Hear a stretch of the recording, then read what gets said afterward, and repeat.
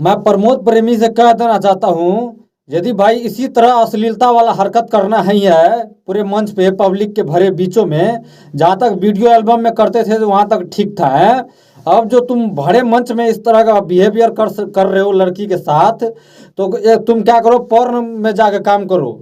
जो जो सब लोग देखता है ना प्राइवेट वीडियो सब, पोर्न वीडियो जो बनता है उसमें क्या कहते हैं काम करना शुरू कर दो।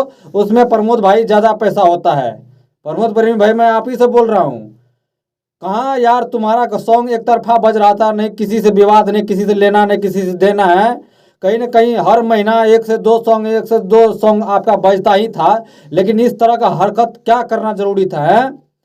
क्या आपको ये शोभा देता है कि भरे मंच पे किसी लड़की के साथ गलत बिहेव करो हैं? आप इस तरह का जो बिहेव कर रहा है, आप ही लोग दर्शक लोग बताइए, इस तरह का हरकत करना इसके लिए ठीक है? चलिए हमको लगा कि एक लड़की के साथ एक काली वाली ड्रेस की वाली लड़की थी, तो हमको लगा कि चलो एक से गलती से हो गया होगा। लेकिन नहीं, जब हम पूरा वीडियो देखे तो मतलब प्रत्येक जितना भी लड़कियां थी, 4-5 लड़कियां, हर लड़की के साथ ऐसे कर रही है, हाथ ऐसे ऐसे करके टच कर रहा है ये प्रमोद प्रेमी।